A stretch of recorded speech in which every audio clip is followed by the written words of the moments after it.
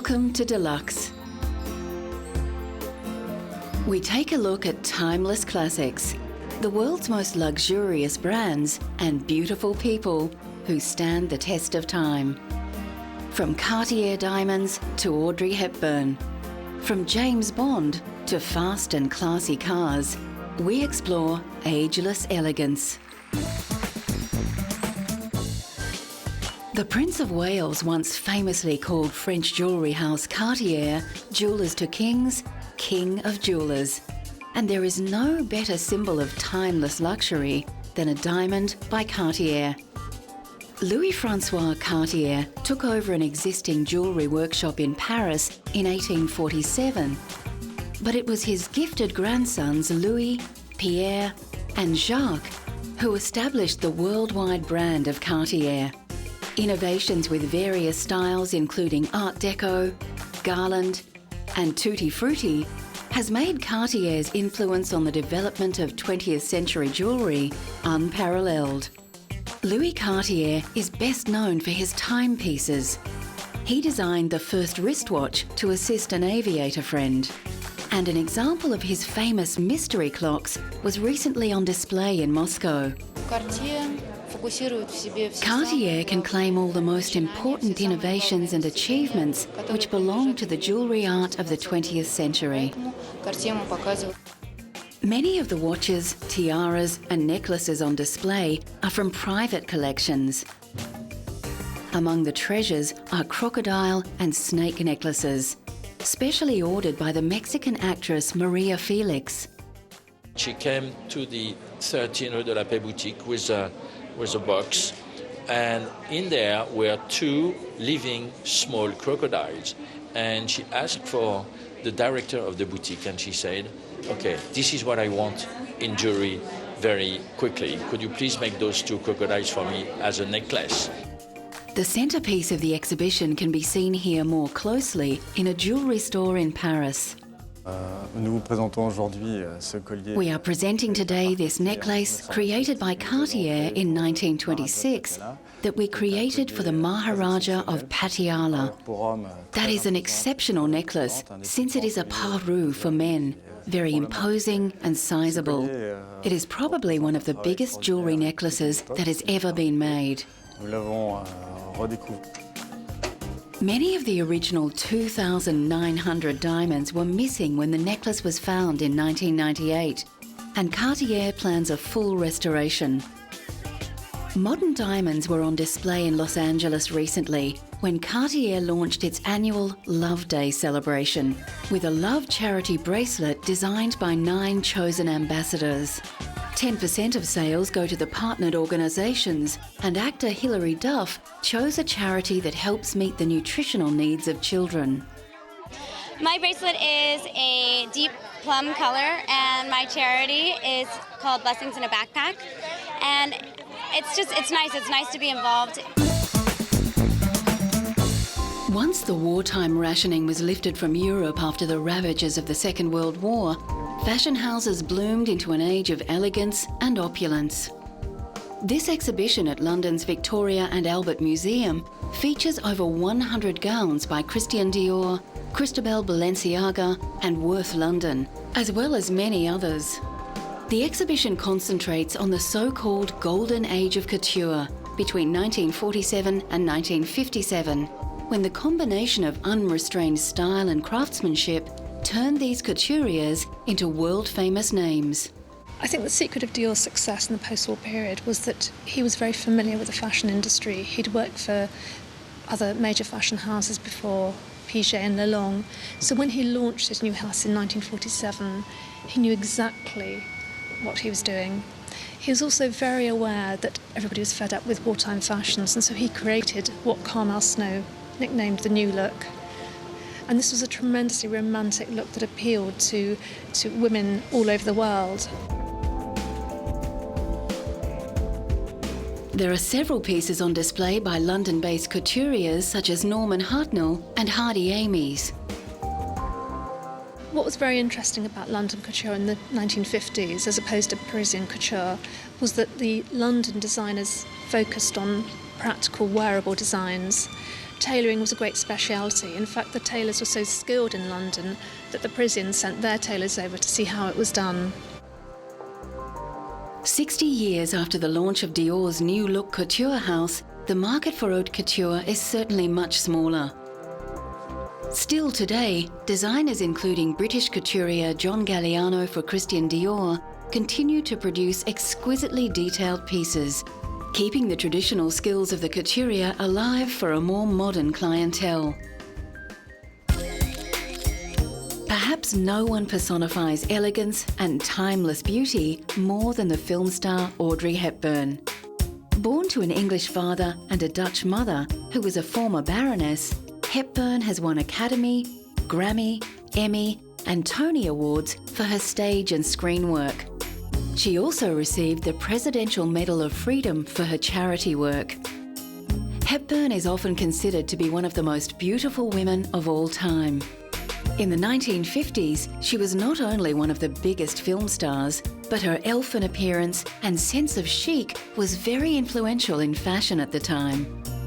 Recently, the dress that Hepburn wore in one of her most famous roles as Holly Golightly in Breakfast at Tiffany's came up for auction.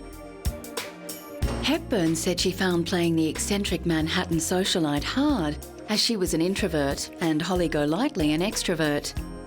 The distinctive black dress perfectly suited the gamin figure of Hepburn and became a silhouette much admired and copied. It was made for her by Hubert de Givenchy. It's one of 3 known to still exist, and we're very, very, very lucky to have it. And it's being sold for charity, which is the City of Joy Aid, which helps orphans and the homeless in India. Hepburn died in 1993, but through the purchase of this special dress, admirers can buy a tiny piece of a legend. Coming up, timeless luxury on the runway in haute couture classics. Coco Chanel and Christian Dior are towering figures of 20th century fashion, and the timeless luxury that they created influenced all modern designers. One of the most glamorous women of her time, Chanel was born in a poorhouse. She opened her first shop in Paris in 1913 and became so influential, she was named in Time magazine's 100 most influential people of the 20th century.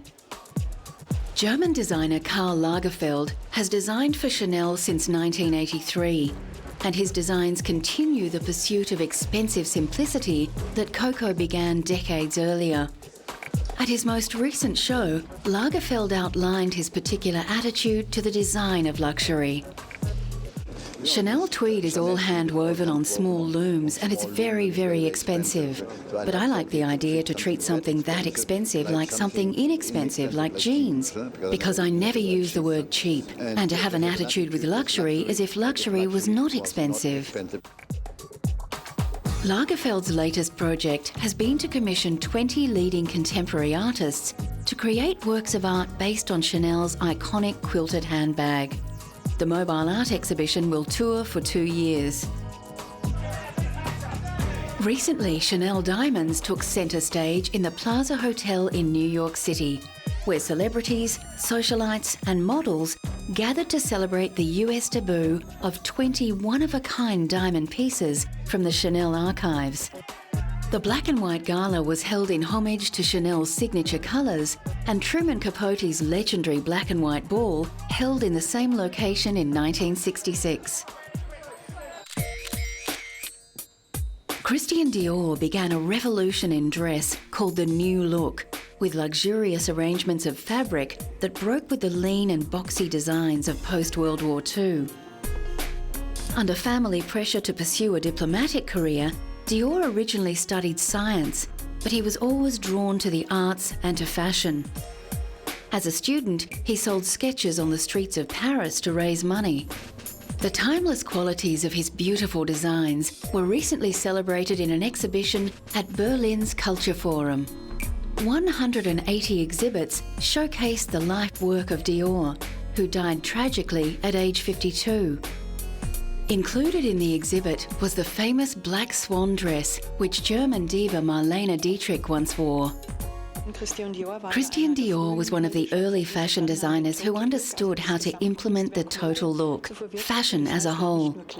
This means that he not only incorporated clothes into his haute couture for his collection, he also designed accessories and intensively dealt with fashion jewellery. John Galliano is the current head of design at Christian Dior. Born in Gibraltar and raised in London, Galliano has been at the Paris fashion house since 1996, and his theatricality and love of seduction has been famously successful for Dior. Here, his haute couture Paris show is faultless in its invocation of beauty, luxury and elegance. The reason why Christian Dior has so much success with Galliano after 10 years is because Galliano brings to the House of Dior his creativity, his modernity, and he respects the heritage of Mr. Dior.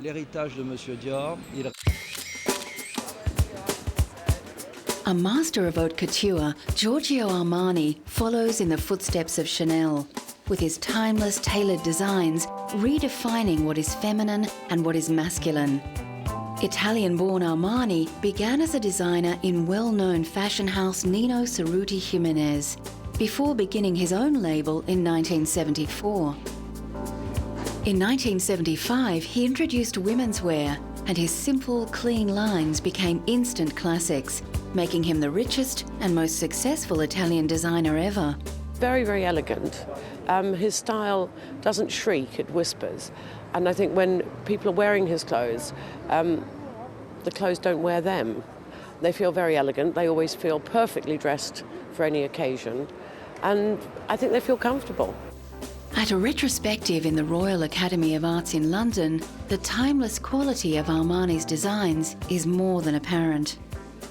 If you bought sort of a navy or a beige or a black Armani trouser suit, you'd probably still be wearing it in 10 or 15 years. I mean, you may change the t-shirt or whatever you put underneath it, but essentially the trouser suit or the skirt suit would really last almost a lifetime. In 2003, Armani was honoured in Beverly Hills with the inaugural Rodeo Drive Walk of Style Award, a fitting tribute to a man who has shaped public taste. A who's who of Hollywood celebrities walked the red carpet to celebrate a man who has changed the way the world dresses. Well, I think he's sort of been the arbiter of taste for the last at least 25 years. He's managed to transform a lot of women who didn't know what the hell to wear into a lot of women who look great. Sophia Loren, who is rarely seen in public, made an exception for Armani, who is a close friend. Giorgio Armani is unique. After his huge success with the film American Gigolo, where he dressed the sex symbol Richard Gere, Armani became the preferred courtier for a long list of Hollywood stars. These include Jodie Foster, Michelle Pfeiffer, Julia Roberts, Robert De Niro, George Clooney, and Samuel L. Jackson, who remembers his first Armani purchase. I actually bought a sweater, and it was one of those feelings of success for me, you know, because I've been going by the store and kind of looking at stuff, and one day I finally was able to just walk in there and buy this sweater that I'd coveted for a while. And, you know, it was a feeling of having made it, you know, that I didn't feel bad about buying it, and I was overjoyed that I could afford it. And once I got home and put it on, you know, it was kind of like dancing around in the mirror, looking at myself in it and feeling, yes, I own Armani. Recently, Armani brought his uber chic to Japan, where he opened a high-rise flagship store in Tokyo. Armani's understated elegance and palette of blacks and beiges is expected to fit extremely well with typically restrained Japanese taste. The Hollywood stars that I think look cool usually are wearing Armani. So for me, it's a way to boost my self-image. Coming up, the man and the cars that exemplifies timeless luxury.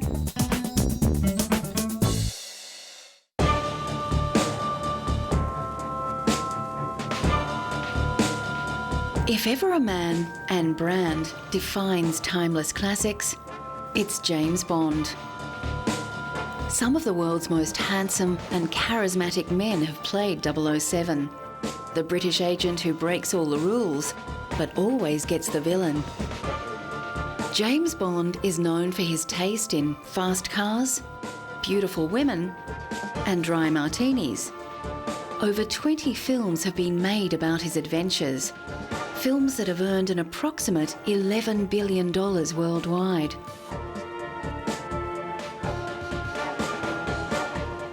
Recently, Sean Connery, considered by many to be the definitive Bond, received the 34th American Film Institute Life Achievement Award in honour of his acting work.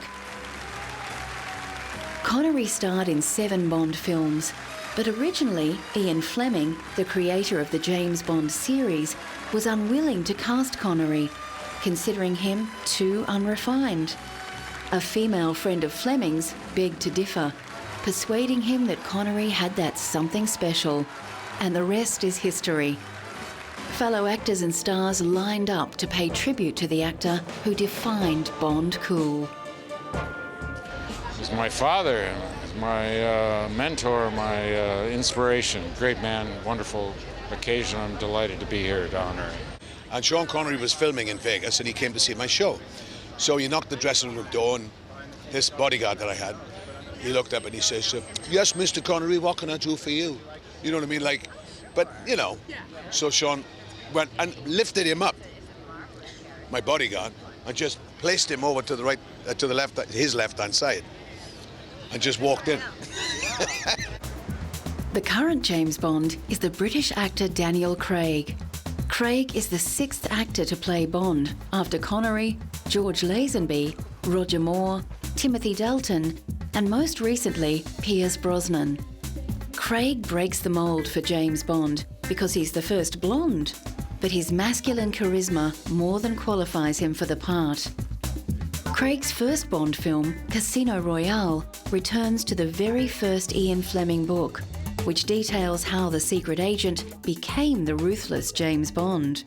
I can tell you about this movie, and I'm not going to compare it to any other Bond movie, but this is a new departure, and there is a lot of new things, but a lot of the Bond themes that are still in this. It has to be, because we're making a James Bond movie. But wait and see. Many men and women fantasise about a life filled with luxury and adventure, and an exhibition of 007 memorabilia assembled at London's Science Museum offers the public a chance to make that wish come just a little bit true. All the accoutrements of the Bond world are on display, including props, images, storyboards, costumes, and the famous Bond car, the Aston Martin Vanquish. It's your chance to become a secret agent for the day. You're given a swipe card, a little credit card thing, and you go around the exhibition finding out as much as you can about James Bond, the films, the phenomena. You're tested along the way, and then at the end of the exhibition you're rated as to whether you're going to make it into MI6 or not. Ian Fleming, the creator of James Bond, was no shy retiring writer. His adventure-filled life was on display recently at the British Imperial War Museum. Fleming drew on his own war experiences and his work as a travel writer and journalist to create the iconic secret agent. Ian was not a man of action. He'd have liked to have been one. In fact, he volunteered to go on a mission in the war, but Admiral Godfrey, his boss, wouldn't allow him to go because he was too valuable. But Bond did all the things that he couldn't do. The silver grey Aston Martin DB5 is the epitome of cool, partly because of its association with James Bond. Originally of British build and design, Aston Martins are a luxury performance car, first manufactured in the 1920s. The Aston Martin combination of timeless elegance and power has made them popular with car aficionados worldwide. Despite financial concerns and a number of takeovers, including Ford, the car continues to be manufactured today, with Aston Martin recently opening a dealership in Beijing to take advantage of the new moneyed Chinese consumer. At a recent festival in Britain, 300 cars took part in a parade, driving past the Queen and Prince Philip. 9 decades of the beautiful car help illustrate the continuing qualities that have kept Aston Martin on the Timeless Classics list. The fact that it's still here looking pretty good really after all those years, a lot of years of neglect, I think speaks well for the solidity and quality of Aston Martins. I think that's what people love about them. It's rather like a Rolex watch. It comes apart and goes together again with perfection. The late King Hussein of Jordan was a collector who knew and loved his luxury cars. Abdullah Hussein recently opened the museum in Jordan as a tribute to his father. And the collection of classic and vintage cars is a veritable who's who of top quality luxury cars. With over 50 on display, many of the vehicles have been used on official occasions, including the late King's coronation and public wedding celebrations. One car that can safely lay claim to the label timeless luxury is the German-built Mercedes-Benz. The choice of kings and the rich the world over, King Hussein's 1968 Mercedes 300 has a special story to tell. In this Mercedes, King Hussein survived a failed assassination attempt in Suela, and thank God no one was wounded and nothing happened to the car.